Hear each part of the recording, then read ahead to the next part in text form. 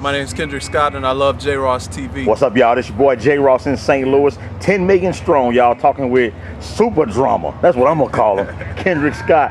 Man, I see drummers, man. I see musicians all the time, man. And I was telling you, man, everybody can play. Some people just have that it factor about what they do, man. And to me, you got that it. You know, so what inside of you brings out that it? I always call it going to the source. I think the more you can get out of the way of yourself, you become a better musician. You gotta break that down, man. We like in the fifth grade around here. I think the more you can take yourself out of thinking about what you're playing, thinking about what you're wearing, thinking about who you're playing with, thinking about what drums you're playing, what sticks you're playing, what cymbals you're playing, all those things that are running through your mind that actually hold you back from the music. Oh yeah. I think that I find I play so much better when I can get those things out of the way, which is like a huge thing, because if you think about it, if you're a musician, anything, when you sit down at your instrument, you're immediately thinking of something. You might be thinking of like, oh, I know this dope lick, I want to play it right now. Or I know this, I want to play this. And essentially, that's going to hold you back from being in the moment, especially when you're playing jazz, because that's pretty much the pinnacle of what we do, is being able to respond immediately to something that's happening.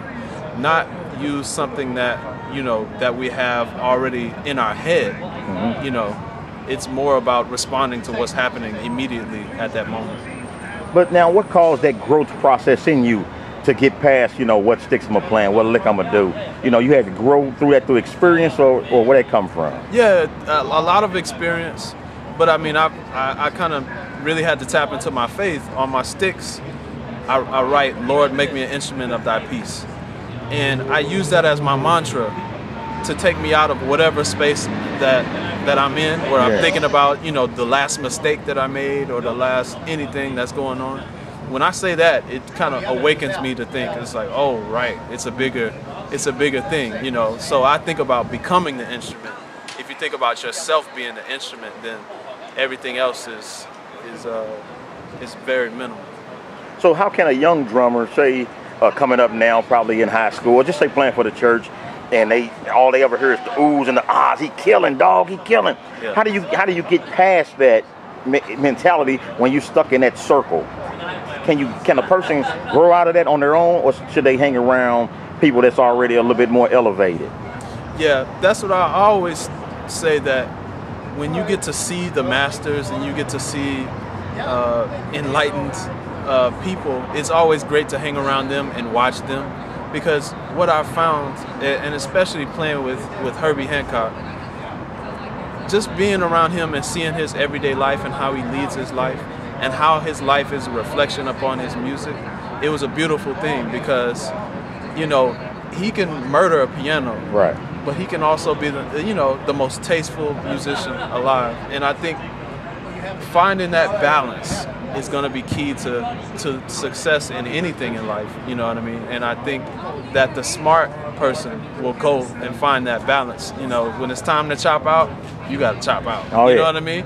But when it's time to just play some music and just groove, just be there in that moment. That's what I mean. I think once you figure out what the moment is, then you know which one to do, you know? And I think that takes time, and I think that takes a lot of mentorship, you know what I mean? You got to be around some cats that you admire and some cats that you love, and just playing a lot of music with people that you like, people you don't like, you know.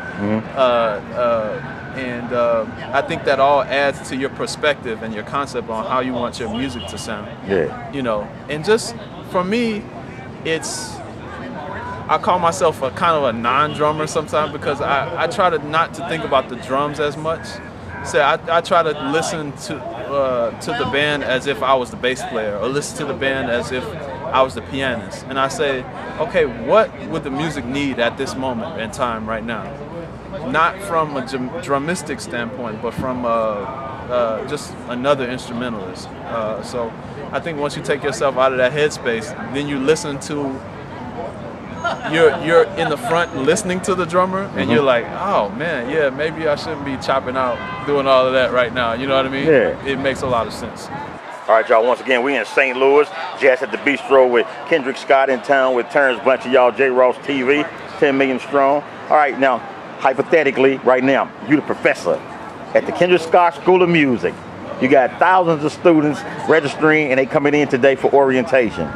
What was drummers now, just drummers, what would you tell them in order to be successful and to be happy with their inner spirit as a musician? I always say, you know, sit down, take a piece of paper, and write down on one side what you want in life, and on the other side, the things that you don't want in life.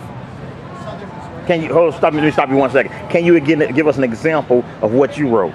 Oh. Well, I always said that I want to be a great human being, first of all. And a lot of my stuff stems from that.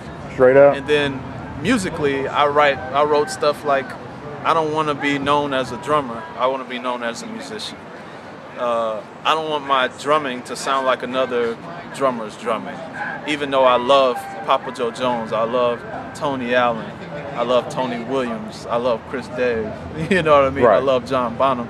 But I don't really want to sound like any of those guys as much as I love them. So that was one of my things that I wrote down, and I mean, the list was long.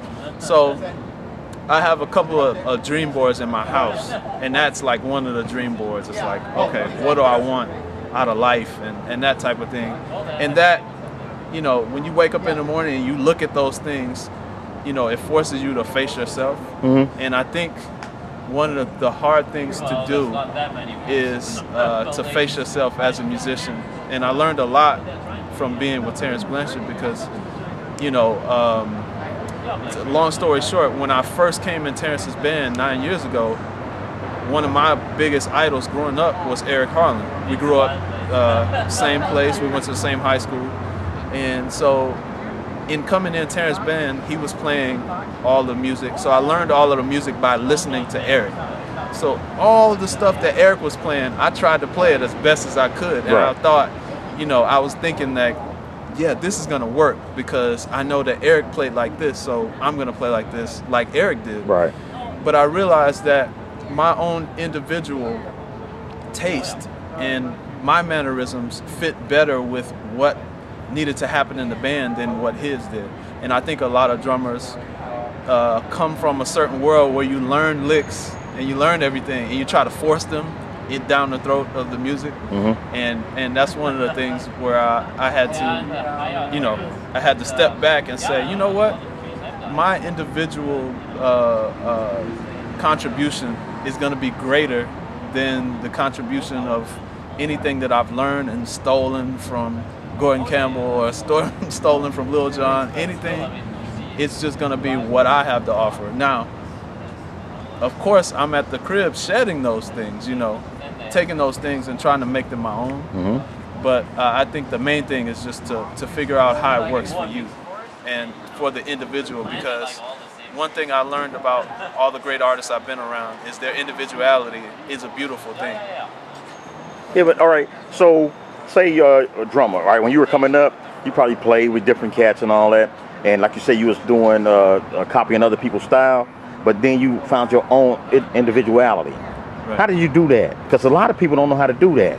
Right. See, now the thing about that for me, as the older I get, I realize that there's actually no such thing as finding your individuality. It's already there. I think your individuality is just like our conversation now.